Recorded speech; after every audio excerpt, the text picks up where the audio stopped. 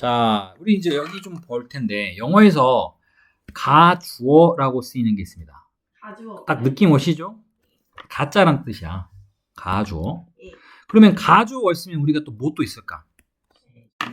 진주어가 존재하겠죠. 진주어. 진주어는 진짜 주어란 뜻입니다. 영어에서 가주어라는 것으로 우리가 오늘 뭐 배운 적 없지만 이트란 단어가 있어요. 그 다음에 얘와 함께 꼭 같이 쓰일 수 있는 게 이 진주어라는 게 꼭 어딘가 들어가야 돼요. 자, 그럼 우리가 이제 이트라는 것을 보면 약간 정리를 할게. 영어에서 이트가 가장 많이 쓰이는 게 진짜 그것이라고 쓰이는 대명사. 두 번째는요.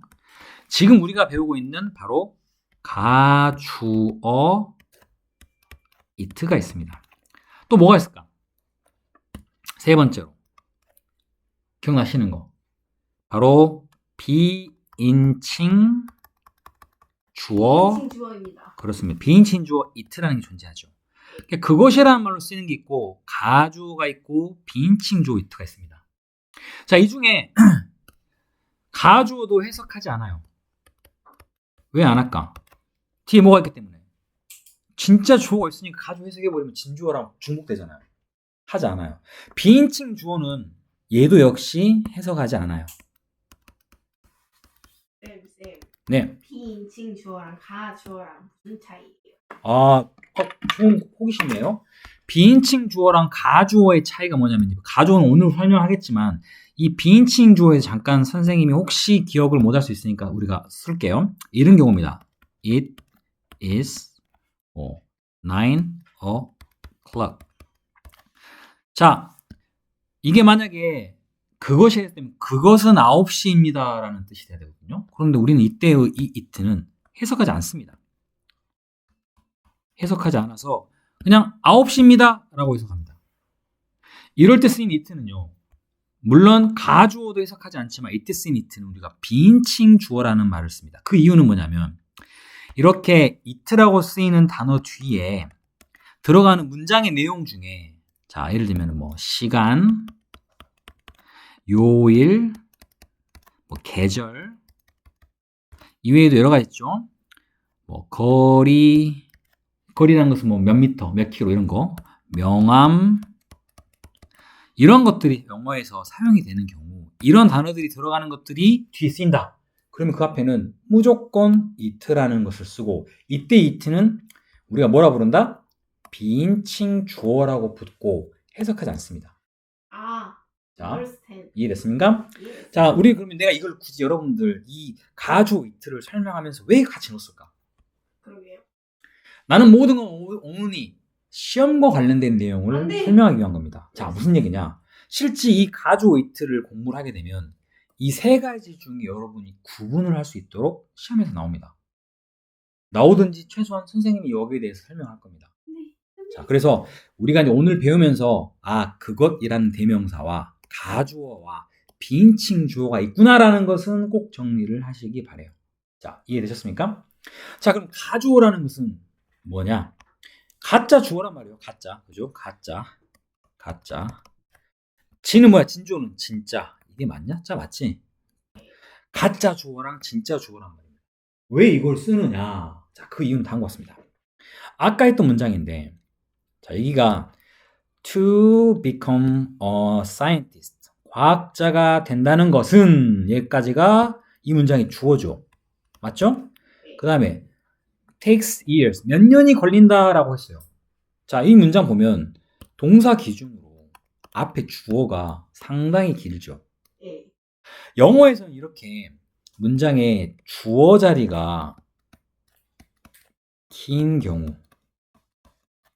주어가 긴 경우 해석하는데 되게 헷갈림이 생깁니다. 영어에서는. 우리는 말은 그렇지 않지만 영어는 그런 게 있어요. 그러다 보니 이런 경우에 주어가 긴 경우 앞에다가 우리가 헷갈리지 않고 의미를 명확하게 파악하기 위해서 가주어라는 것을 쓰고, 그런데 가주어는 이 세상에 하나밖에 없어요.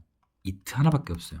그리고 이 진짜 긴 주어는요, 어떻게 뒤로 보냅니다. 뒤로. 맨 뒤라고 쓸게요. 맨 뒤로. 그런데 이 맨 뒤로 갈 때 이렇게 쓰이는 주어를 우리가 조금 전에 말했던 진주어라고 씁니다.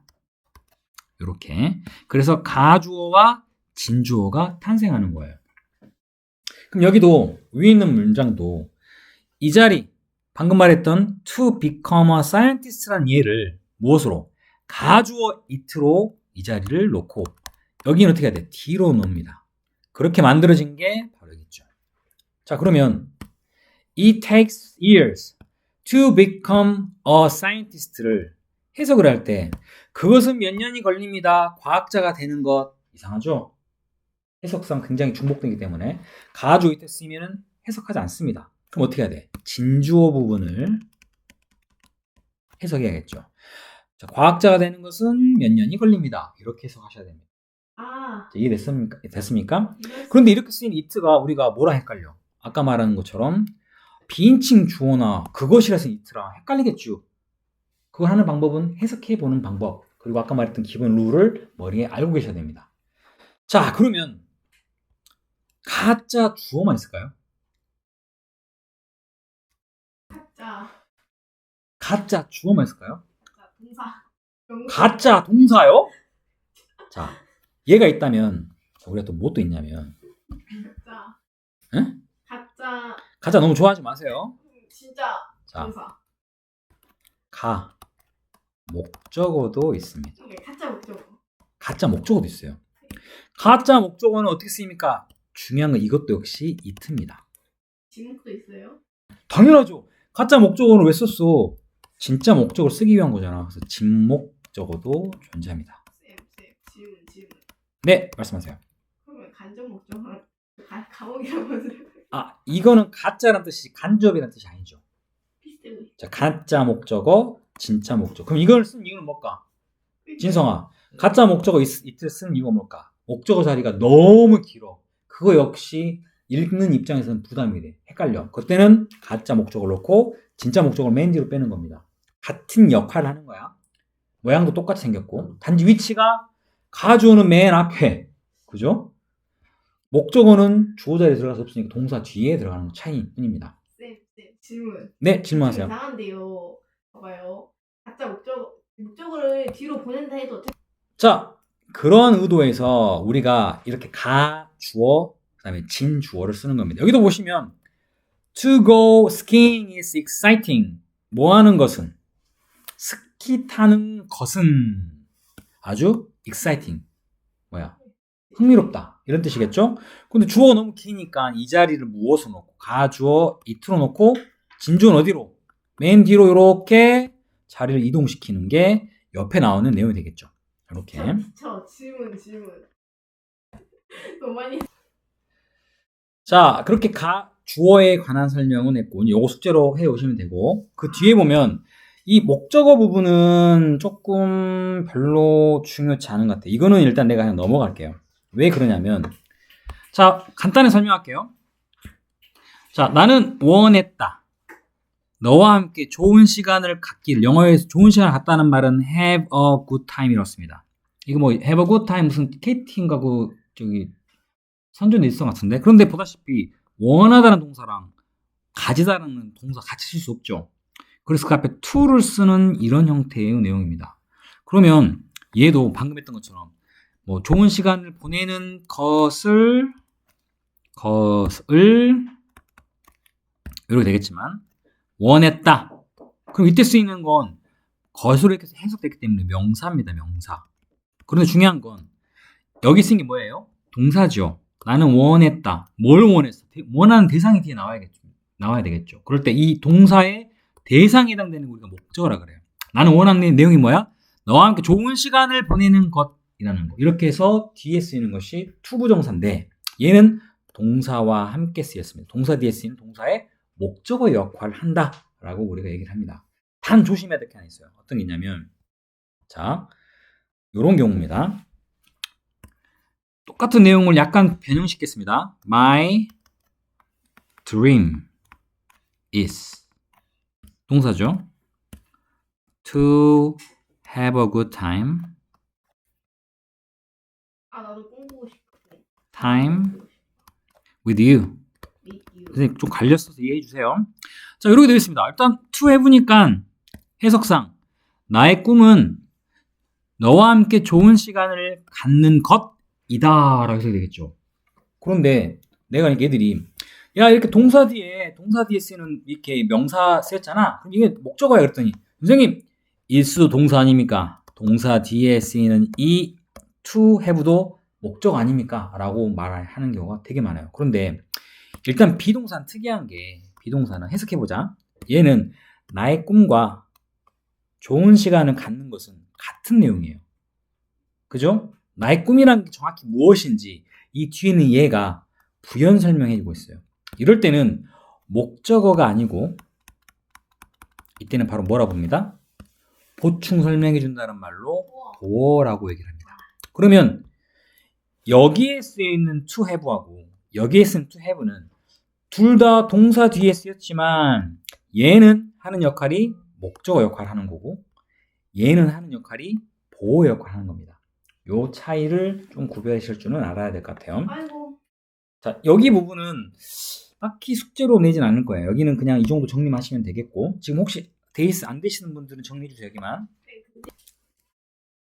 자, 하나 남았습니다. 자, 그런데 지금까지는 우리가 자, 전부 to 부정사가 명사로 쓰일 때에 대한 내용입니다.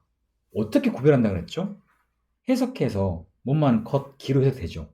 그런데 와, 이 유닛 4는요 조금 특이해요. 자, 의문사라는 건 여러분 잘 알고 있는 뭐 how나 what이나 이런 거죠. 여기 지금 책에 나와 있는 what, which, when, where 이런 거 등등. 그런데 그거 뒤에 이렇게 to 부정사를 붙여 쓰는 게 있어요. 자, 대표적인 예로 what to do를 씁시다. 그 뭘까? 무엇을 해야 할지 이렇게 합니다. 또는 자, which to do는 뭘까? 이 to do만 넣어보자. which to do 어떤 것을 해야 할지. 그 다음에 when to do는 뭘까? 언제 해야 할지. 패턴 보여요? 그 다음에 where to do는 웃기죠. where to go를 씁시다. 이게 안 맞으니까. 그럼 뭘까? 어디를 가야 할지. how to do는 어떻게 해야 할지. 자, 어떤 공통적인 패턴 지금 찾으셨나요? 이렇게 의문사 뒤에 to 부정사가 쓰여요. 그런데 나는 다른 게 아니라 선생님 해석할 수 있습니다가 아니라 이 to 부정사는 의문사 뒤에 쓰인 to 부정사는 역할이 뭐야? 명사야, 형용사야, 부사야 물어보면 놀랍게도 얘는 명사 역할입니다. 이거를 모르는 사람들이 되게 많아요. 왜냐면 우리가 지금까지 배웠던 명사는 다 뭔말은 것, 기로 해석됐잖아. 그런데 의문사 뒤에 쓰인 to 부정사는 그렇게 해석이 절대 안 돼요. 무엇을 해야 할지, 뭐 할지잖아. 또 뭐 어디를 가야 할지, 가는 것, 가기 안 나오고 가야 할지 이렇게 해석되잖아. 안 맞아. 그런데 놀랍게도 이렇게 의문사 뒤에 쓰이는 to 부정사는 반드시 명사의 역할을 한다라고 알아두셔야 돼요. 알겠습니까? 이거는 해석으로 할 수 없겠죠. 여러분 이건 잘 외워두셔야 됩니다. 아, 의문사, to 부정사가 명사로 쓰이는 것은 해석하는 것, 기만 있는 게 아니고 요것도 있다. 그렇게 쓰이는 게 이겁니다. 자, 아까 했던 how 뒤에 to get. 그러면 나는 모릅니다. 어떻게 거기에 가야 할지. 이때 쓰이는 얘는 뭐라고? 명사 역할입니다. to 부정사의 명사 역할. 자, 중요한 건 여기서 끝나는 게 아니라 이 부분은 상관없는데 이 의문사 플러스 to 부정사 이 부분을 이렇게 무엇으로? 그냥 완전한 문장으로 전환을 하는 걸 우리가 시키거든요. 그럼 방법은 간단합니다. 똑같이 의문사를 먼저 씁니다. 이게 1번. 자, 중요한 건 그리고 문장을 써야 된다니까 2번에는 반드시 주어를 씁니다. 2번은. 근데 주어가 모두가 다 I가 들어가는 건 아니에요. 여기는 내가 모르기 때문에 I가 들어간 거지. 만약에 대이면 대이가 들어가고 달라지겠죠? 주어는 그 문장에 따라 달라집니다. 무조건 I가 들어가는 거 아니에요. 어쨌든 2번으로는 주어가 들어갑니다. 그리고 3번이자 여기서 핵심이 되는 단어는 없어요. 여기는 아무리 봐도 없어요. 그런데 반드시 뭘 씁니까?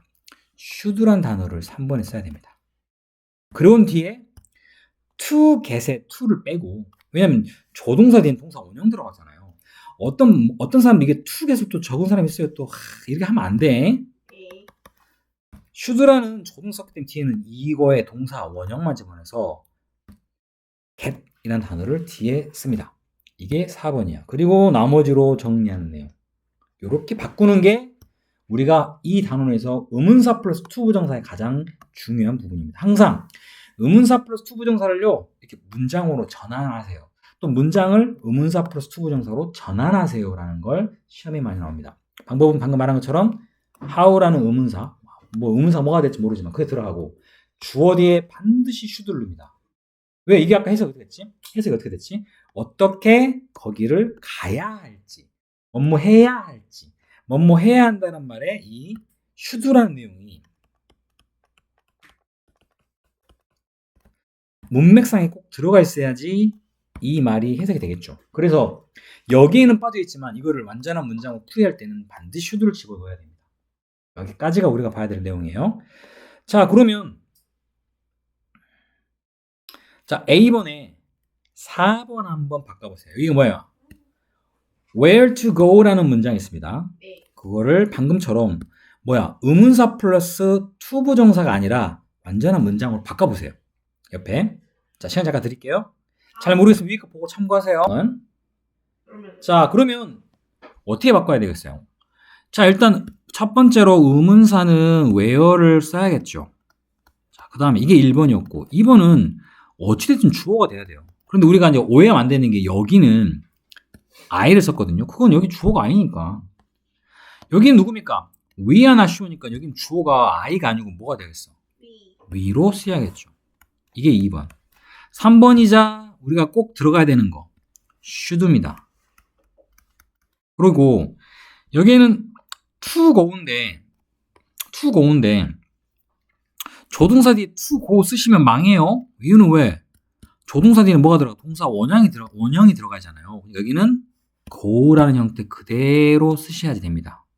해석은 we are not sure. 우리는 확신하지 않아. 어디를 우리가 가야 할지 이렇게 해석이 됩니다. 오, 맞아. 자, 잘하셨어요. 이렇게 해가지고 뒤에 부분 숙제로는 여기까지 완성하시면 됩니다.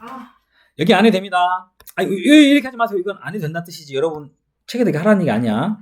자, 페이지 71과 그 다음에 73만 해갖고 보시면 됩니다. 자, 여기까지.